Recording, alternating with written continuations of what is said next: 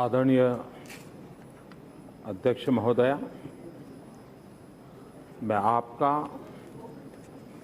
और सदन के सभी आदरणीय सदस्यों का आभार भी व्यक्त करता हूं और हम सब आज गौरव भी महसूस कर रहे हैं कि अगस्त क्रांति का पुण्य स्मरण करने का इस सदन के पवित्र स्थान पर हम लोगों को सौभाग्य मिला है।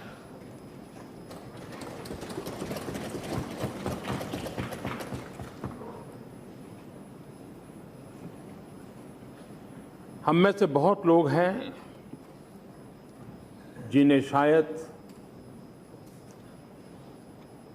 अगस्त क्रांति 9 अगस्त उन घटनाओं का स्मरण होगा, लेकिन उसके बाद भी हम लोगों के लिए भी पुनः स्मरण प्रेरणा का कारण बनता है और समाज जीवन में ऐसी महत्वपूर्ण घटनाओं का बार बार स्मरण, जीवन की भी अच्छी घटनाओं का बार बार स्मरण जीवन को एक नई ताकत देता है, राष्ट्र जीवन को भी नई ताकत देता है। उसी प्रकार से हमारी जो नई पीढ़ी है उन तक भी एक बात पहुंचाना हम लोगों का कर्तव्य रहता है। पीढ़ी दर पीढ़ी इतिहास के एक स्वर्णिम पृष्ठों को, उस समय के माहौल को, उस समय के हमारे महापुरुषों के बलिदान को, कर्तव्य को, सामर्थ्य को आने वाली पीढ़ियों तक पहुंचाने का भी हर पीढ़ी का दायित्व रहता है। जब अगस्त क्रांति के 25 साल हुए, 50 साल हुए, देश के सभी लोगों ने उन घटनाओं का स्मरण किया था। आज 75 साल हो रहे हैं और मैं इसे बड़ा महत्वपूर्ण मानता हूं और इसलिए मैं अध्यक्ष महोदय जी का आभारी हूं कि आज हमें ये अवसर मिला है। देश के स्वतंत्रता आंदोलन में 9 अगस्त एक ऐसी अवस्था में है, इतना व्यापक, इतना तीव्र आंदोलन अंग्रेजों ने भी कल्पना नहीं की थी। महात्मा गांधी, वरिष्ठ नेता सब जेल चले गए और वही पल था कि अनेक नए नेतृत्व के ने जन्म लिया। लाल बहादुर शास्त्री, राम मनोहर लोहिया, जयप्रकाश नारायण, कई अनेक वीर युवा उस समय उस जो खाली जगह थी उसको भरा और आंदोलन को आगे बढ़ाया। इतिहास की ये घटनाएं हम लोगों के लिए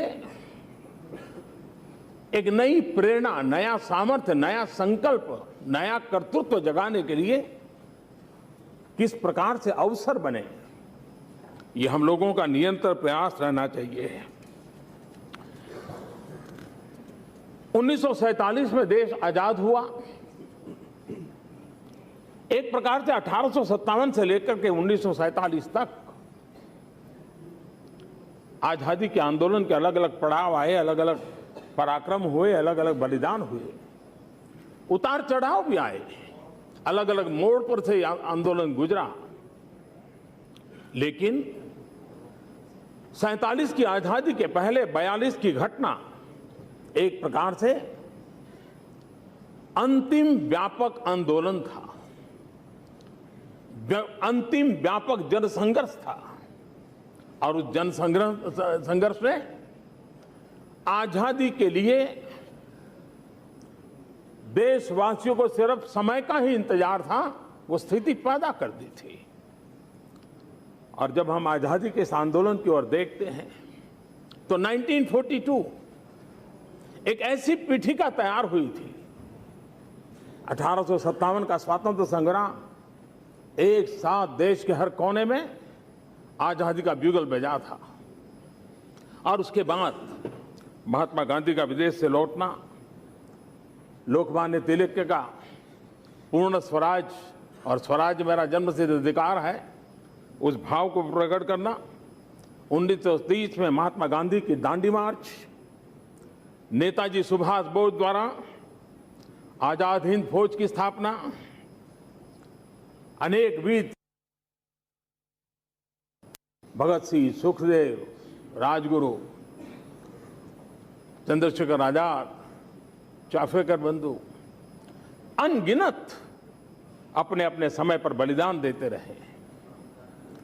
ये सारा ने एक पीठिका तैयार की और इस पीठिका का परिणाम था कि 42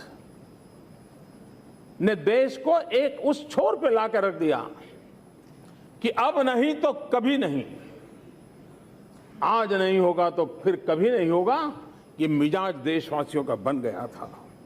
और इसके कारण उस आंदोलन में इस देश का छोटा मोटा हर व्यक्ति जुड़ गया था।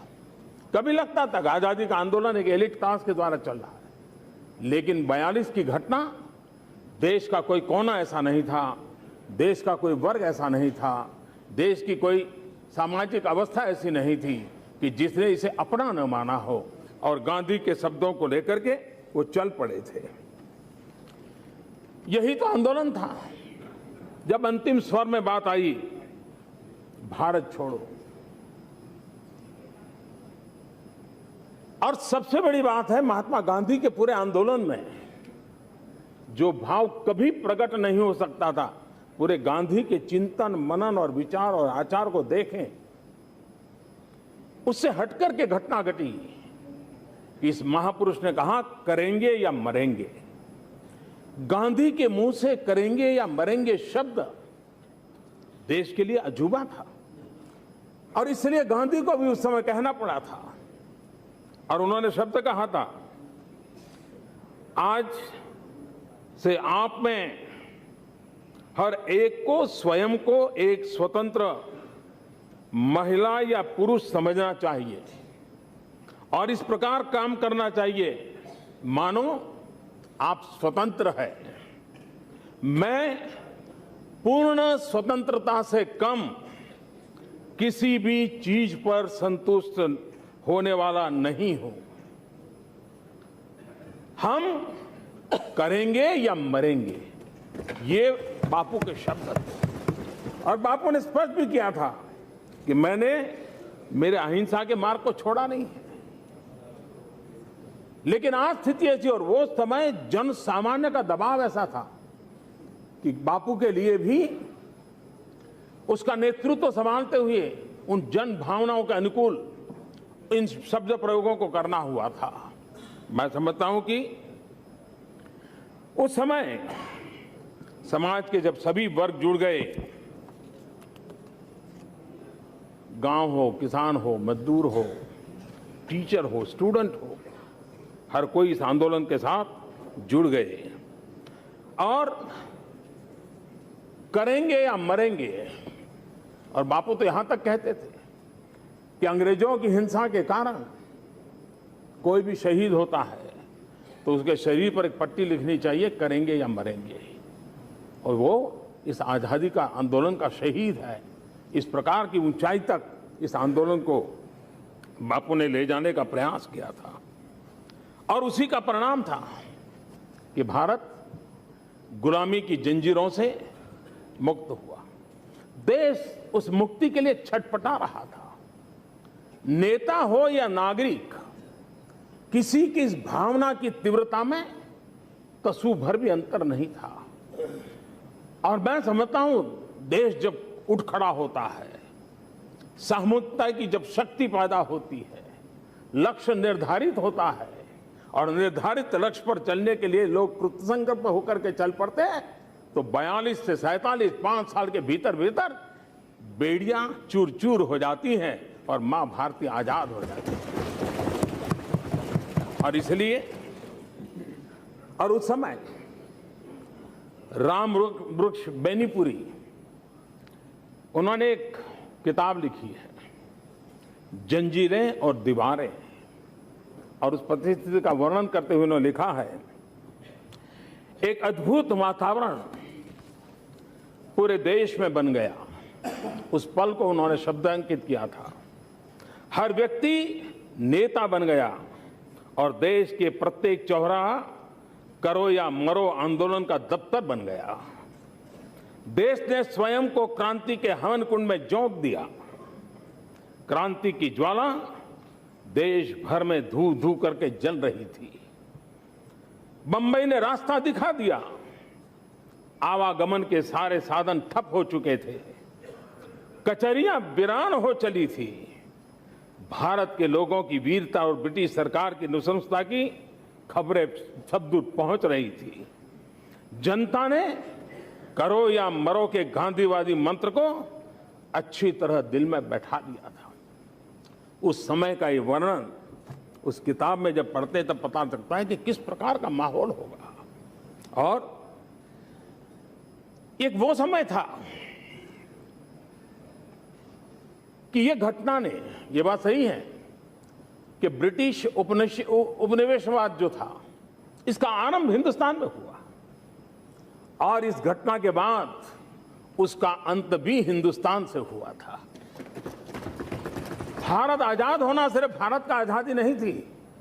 1942 के बाद विश्व के जिन जिन भूभाग में, अफ्रीका के, एशिया में इस उपनिवेशवाद के खिलाफ एक ज्वाला भड़की, उसकी प्रेरणा केंद्र भारत बन गया था। इसलिए भारत सिर्फ भारत की आजादी नहीं, एक आजादी की ललक विश्व के कई भागों में फैलाने में भारत के जन सामान्य का संकल्प और कर्तृत्व कारण बन गया था। और कोई भी भारतीय इस बात के लिए गर्व कर सकता है। और उसको हमने देखा कि एक बार भारत आजाद हुआ तो उसके बाद एक के बाद एक उपनिवेशवाद के सारे लोगों के झंडे ढहते गए और आजादी सब दूर पहुंचने लगी। कुछ ही वर्षों में दुनिया के सारे देशों को आजादी प्राप्त हो गई। और ये काम, और ये इससे बताता है कि ये भारत की इच्छा शक्ति का, प्रबल इच्छा शक्ति का एक उत्तमोत्तम परिणाम था। हमारे लिए सबक यही है कि जब हम एक बन करके, संकल्प लेकर के, पूरे सामर्थ्य के साथ निर्धारित लक्ष्य को प्राप्त करने के लिए जुड़ जाते हैं, तो ये देश की ताकत है कि हम देश को संकटों से बाहर निकाल देते हैं, देश को गुलामी की जंजीरों से बाहर निकाल सकते हैं, देश को नए लक्ष्य की प्राप्ति के लिए तैयार कर सकते हैं। ये इतिहास ने बचाया है। और इसलिए उस समय इस पूरे आंदोलन को और पूज्य बापू के व्यक्तित्व को लगते हुए राष्ट्र कवि सोहनलाल द्विवेदी की जो कविता है, बापू का सामर्थ्य क्या है उसको प्रकट करती है। उस कविता में उन्होंने कहा था, चल पड़े जिधर दो डग मग में, चल पड़े कोटि पग उसी और, गड़ गई जिधर भी एक दृष्टि, गड़ गए कोटि दृढ़ उसी और। जिस तरफ गांधी के 2 कदम चले देते थे, उस तरफ अपने आप करोड़ों लोग चल पड़ते थे। जिधर गांधी जी की दृष्टि टिक जाती थी, उधर करोड़ों करोड़ आंखें देखने लग जाती थी। और इसलिए इस महान व्यक्तित्व ने, लेकिन आज जब हम 2017 में हैं, हम इस बात से इनकार नहीं कर सकते कि आज हमारे पास गांधी नहीं है। आज हमारे पास उस समय जो ऊंचाई वाला नेतृत्व था, वो आज हमारे पास नहीं है। लेकिन 125 करोड़ देशवासियों के विश्वास के साथ बैठे हुए हम सब लोग मिलकर के उन सपनों को पूरा करने का प्रयास करें, तो मैं मानता हूं कि गांधी के सपनों को, उस स्वतंत्र सेनानियों को सपनों को पूरा करना मुश्किल काम नहीं। और आज आज का ये अवसर इसी बात के लिए हमें उस समय भी जो वैश्विक हालत थे 1942 में, भारत की आजादी के लिए बड़े अनुकूल माहौल था। जो भी उस प्रकार उस इतिहास से परिचित है उनको मालूम है। मैं समझता हूं आज फिर से एक बार 2017 में, जबकि क्विट इंडिया मूवमेंट के हम 75 साल मना रहे हैं, उस समय विश्व में वो अनुकूलता है जो भारत के लिए बहुत सानुकूल है, और उस अनुकूल व्यवस्था का फायदा हम जितना जल्दी उठा दें, जैसे उस समय विश्व के कई देशों के लिए हम प्रेरणा का कारण बने थे, अगर आज हम मौका ले लें तो आज फिर से एक बार हम विश्व के कई देशों के लिए उपयोगी हो सकते हैं, प्रेरणा का कारण बन सकते हैं। ऐसे मोड़ पर आज हम खड़े हैं। 1942 एंड 2017, इस दोनों में एक वैश्विक परिवेश में भारत का महात्म्य, भारत के लिए अवसर समान रूप से खड़े हैं। और उस समय हम इस बात को कैसे लें, हम उसको जिम्मेवारी कैसे लें। मैं मानता हूं इतिहास के इन प्रकरणों से, सामर्थ्य से प्रेरणा लेकर के हमारे लिए दल से बड़ा देश होता है, राजनीति से ऊपर राष्ट्रनीति होती है, मेरे अपने से ऊपर 125 करोड़ देशवासी होते हैं। अगर उस भाव को लेकर के हम उठ चलें, हम सब मिलकर के आगे बढ़े, तो हम इन समस्याओं के खिलाफ सफलतापूर्वक आगे बढ़ सकते हैं। हम इस बात का इनकार कैसे कर सकते हैं कि भ्रष्टाचार रूपी दीमक ने देश को कैसे तबाह करके रखा हुआ है। राजनीतिक भ्रष्टाचार हो, सामाजिक भ्रष्टाचार हो या व्यक्तिगत भ्रष्टाचार हो, कल क्या हुआ, कब किसने किया, उसके लिए विवाद के लिए समय बहुत होते हैं। लेकिन आज पवित्र पल, हम आगे कोई ईमानदारी का उत्सव मना सकते हैं, ईमानदारी का संकल्प लेकर के देश का नेतृत्व कर सकते हैं, क्या देश को ले जा सकते हैं। ये समय की मांग है, देश के सामान्य मानवी की मांग है। गरीबी, कुपोषण, अशिक्षा, ये हमारे सामने चुनौतियां हैं। इन चुनौतियों को हम सरकार की चुनौतियां न माने, वो चुनौतियां देश की है। देश के गरीब के सामने संकट भरे सवाल खड़े हैं, और इसलिए देश के लिए जीने मरने वाले, देश के लिए संकल्प करने वाले हम सब लोगों का दायित्व बनता है कि इसको पूरा करने के लिए हम कुछ मुद्दों पर 1942 में भी अलग अलग धारा के लोग थे, हिंसा में विश्वास करने वाले भी लोग थे। नेताजी सुभाष बाबू की सोच अलग थी, लेकिन 42 में सबने एक स्वर से कह दिया था, आज तो गांधी के नेतृत्व में क्विट इंडिया यही हमारा मार्ग है। हमारे भी लालन पालन विचारधारा अलग अलग रही होगी, लेकिन ये समय की मांग है, ये समय की मांग है कि हम कुछ बिंदुओं से देश को मुक्त कराने के लिए संकल्प का अवसर लेकर के चले, चाहे गरीबी हो, भूखमरी हो, अशिक्षा हो, अंधश्रद्धा हो। महात्मा गांधी का ग्राम स्वराज का सपना कितना पीछे छूट गया। क्या कारण है कि गांव लोग छोड़ छोड़ करके शहरों की ओर बस रहे हैं। गांव की उस चिंता को, गांधी के जो मन में गांव था, क्या हम हमारे भीतर उसको पुनर्जीवित कर सकते हैं क्या? गांव, गरीब, किसान, दलित, पीड़ित, शोषित, वंचित, उसके जीवन के लिए अगर हम कुछ कर सकते हैं, मिल करके करना है। ये सवाल मेरा और तेरा नहीं है, ये सवाल इस पार का उस पार का नहीं है, ये हम सबका है, 125 करोड़ देशवासियों का है, 125 करोड़ देशवासियों के जनप्रतिनिधि का है। और यही तो जब समय होता है जब वो प्रेरणा हम लोगों को कुछ कर लेने की शक्ति देती है, और उसको लेकर के हम आगे चल सकते हैं। हम ये भी जानते हैं देश में जाने अनजाने में अधिकार भाव प्रबल होता चला गया, कर्तव्य भाव लुप्त होता गया।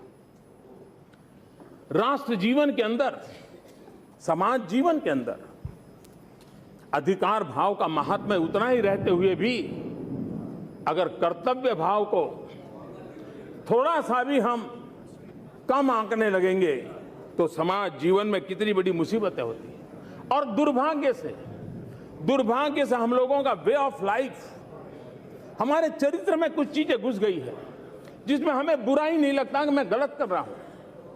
अगर मैं चौराहे पर रेड लाइट को छोड़ करके क्रॉस करके निकल जाता हूं तो मुझे लगता ही नहीं कि मैं कानून तोड़ रहा हूं। मैं कहीं पर थूक देता हूं, गंदगी करता हूं, हमें लगता ही नहीं कि मैं गलत कर रहा हूं। हम अपने कर्तव्य भाव से एक प्रकार से हमारे जहन में, हमारे वे ऑफ लाइफ में इस प्रकार की नियमों को तोड़ना, कानूनों को तोड़ना, ये स्वभाव बनता चला गया है। छोटी छोटी घटनाएं हिंसा की ओर ले जा रही हैं। अस्पताल में किसी डॉक्टर के द्वारा कोई पेशेंट का कुछ हुआ, डॉक्टर दोषी है नहीं है, अस्पताल दोषी है नहीं है, रिश्तेदार जाते हैं अस्पताल को आग लगा देते हैं, डॉक्टर को मारते हैं, पीटते हैं। हर छोटी मोटी घटना, कहीं एक्सीडेंट हो गया, हम कार को जला देते हैं, ड्राइवर को मार देते हैं।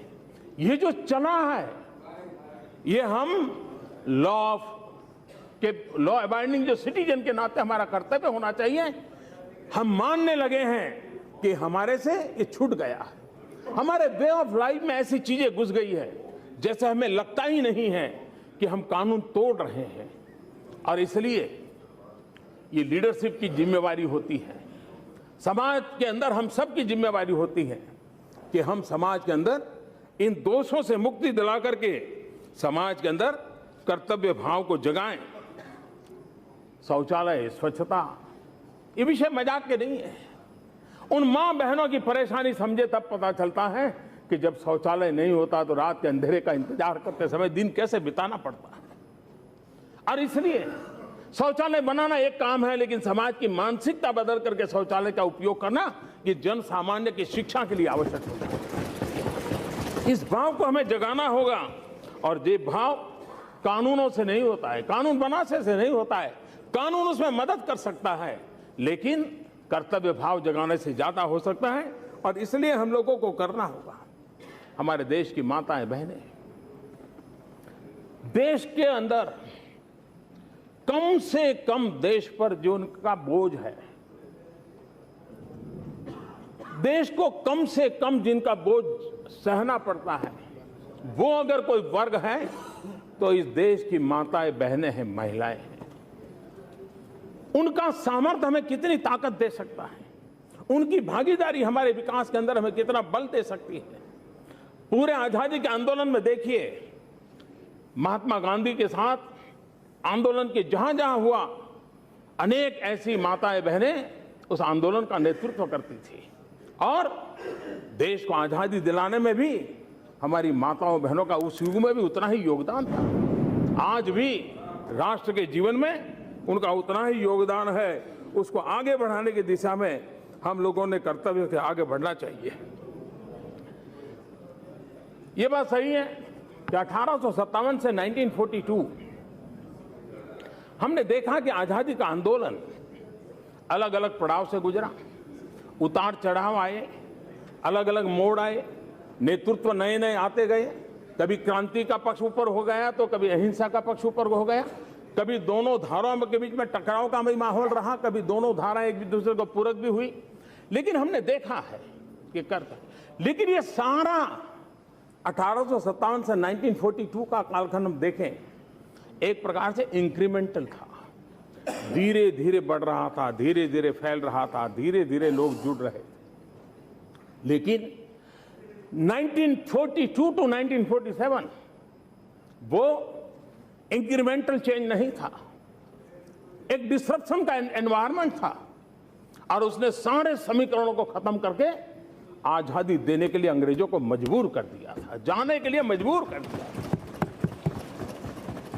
1857 से तो 1942 धीरे धीरे कुछ होता रहता था, चलता रहता था। लेकिन 42 से 47 वो स्थिति नहीं थी। हम भी देखें समाज जीवन में, हम पिछले 100-200 साल का इतिहास देखें तो विकास की यात्रा एक इंक्रीमेंटल रही थी। धीरे धीरे दुनिया आगे बढ़ रही थी, धीरे धीरे दुनिया अपने आप को बदल रही थी। लेकिन पिछले 30-40 साल में दुनिया में अचानक बदलाव आया, जीवन में अचानक बदलाव आया और टेक्नोलॉजी ने बहुत बड़ा रोल प्ले किया। कोई कल्पना नहीं कर सकता जो ये 30-40 साल में दुनिया में जो बदलाव आया है, व्यक्ति के जीवन में, मानव जीवन में, सोच में जो बदलाव आया है, 30-40 साल पहले हमें नजर भी नहीं आता था। एक डिसरप्शन वाला एक पॉजिटिव चेंज हम अनुभव करते हैं। जिस प्रकार से इंक्रीमेंटल से बाहर निकल करके एक सम से एक हाई जंप की तरफ चले गए, मैं समझता हूं 2017, 2022 क्विट इंडिया के 75 साल और आजादी के 75 साल के बीच का 5 साल 42 to 47 का जो मिजाज था, वही मिजाज अगर दोबारा हम देश में पैदा करें, 2070 to 2022 आजादी के 75 साल मनाएंगे, तब हम देश के, हमारे आजादी के वीरों के जो कामनाएं थी, उन सपनों को पूरा करने के लिए हम अपने आप को खपाएंगे, हम अपने संकल्प को लेकर के आगे चलेंगे। मुझे विश्वास है न सिर्फ हमारे देश की भला होगा, लेकिन जैसे 42 to 47 की सफलता के कारण दुनिया के अनेक देशों को लाभ मिला, आजादी की ललक पैदा हुई, ताकत मिली, भारत को भी आज दुनिया का कई देश, एक भाग ऐसा है जो भारत को उस रूप में देख रहा है। अगर हम 2070 to 2022, जो कि हम लोगों की जिम्मेवारी का कालखंड है, अगर हम विश्व के सामने भारत को उस ऊंचाई पर लेकर जाते हैं, तो विश्व का एक बहुत बड़ा समुदाय है जो किसी नेतृत्व की तलाश में, मदद की तलाश में है, किसी के प्रयोगों से सीखना चाहता है। भारत उस पूर्ति के लिए सामर्थ्यवान है। अगर उसको करने के लिए हम कोशिश करें, मैं समझता हूं देश की बहुत बड़ी सेवा होगी। और इसलिए एक सामूहिक इच्छा शक्ति जगाना, देश को संकल्पबद्ध करना, देश के लोगों को साथ जोड़ करके चलना, और इन 5 वर्ष के महत्व को हम अगर आगे बढ़ाएंगे तो मुझे विश्वास है कि हम कुछ मुद्दों पर सहमति बना करके बहुत बड़ा काम कर सकते हैं। हमने अभी देखा जीएसटी, और ये मैं बार बार कहता हूं, ये मेरा सिर्फ राजनीतिक स्टेटमेंट नहीं है, ये मेरा कन्विक्शन है। जीएसटी की सफलता ये किसी सरकार की सफलता नहीं है, जीएसटी की सफलता किसी दल की सफलता नहीं है, जीएसटी की सफलता इस सदन में बैठे हुए लोगों की इच्छा शक्ति का परिणाम है। चाहे यहां बैठे हो, चाहे वहां बैठे हो, यश सबको जाता है, राज्यों को जाता है, देश के सामान्य व्यापारी को जाता है, और उसी के कारण संभव हुआ है। जो देश के राजनीतिक नेतृत्व अपनी प्रतिबद्धता के कारण इतना बड़ा काम कर लेती है और दुनिया के लिए अजूबा है, जीएसटी विश्व के लिए बहुत बड़ा अजूबा है, उसके स्केल को देख करके हुए अगर ये देश ये कर सकता है, तो और भी सारे निर्णय ये देश मिलकर करके कर सकता है। और 125 करोड़ देशवासियों के प्रतिनिधि के रूप में 125 करोड़ देशवासियों को साथ लेकर के 2022 को संकल्प लेकर के अगर हम चलेंगे, मुझे विश्वास है कि जो परिणाम हमें लाना है, और वो परिणाम हम लाके रहेंगे। महात्मा गांधी ने नारा दिया था, करो या मरो। उस समय का सूत्र था, करेंगे या मरेंगे।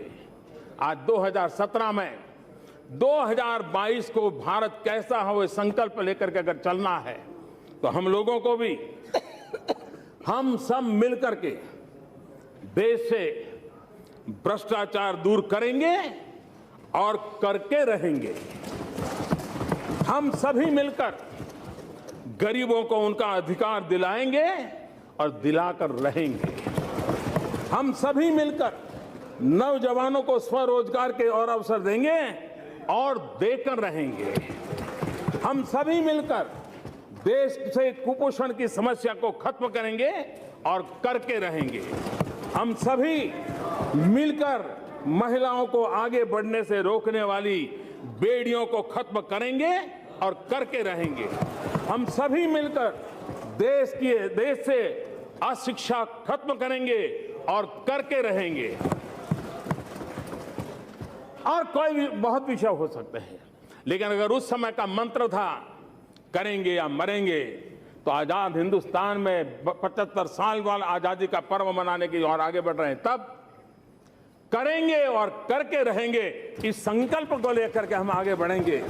ये संकल्प किसी दल का नहीं, ये संकल्प किसी सरकार का नहीं, ये संकल्प 125 करोड़ देशवासी, 125 करोड़ देशवासियों के जनप्रतिनिधि, इन सब का मिलकर के जब संकल्प बनेगा, तो मुझे विश्वास है संकल्प से सिद्धि के ये 5 साल 2017 से 2022 आजादी के 75 साल, आजादी के दीवानों को सपना पूरा करने का सामर्थ्यवान समय, इसको हम प्रेरणा का कारण बनाए। आज अगस्त क्रांति दिवस पर उन महापुरुषों का स्मरण करते हुए, उनके त्याग, तपस्या, बलिदान का स्मरण करते हुए, उस पुण्य स्मरण से आशीर्वाद मांगते हुए हम सब मिल करके कुछ बातों पर सहमति बना करके देश का नेतृत्व दें, देश को समस्याओं से मुक्त करें, सपने, सामर्थ्य, शक्ति और लक्ष्य की पूर्ति के लिए आगे बढ़े। इसी एक अपेक्षा के साथ मैं फिर एक बार अध्यक्ष महोदय जी, मैं आपका आभार व्यक्त करता हूं और आजादी के दीवानों को नमन करता हूं।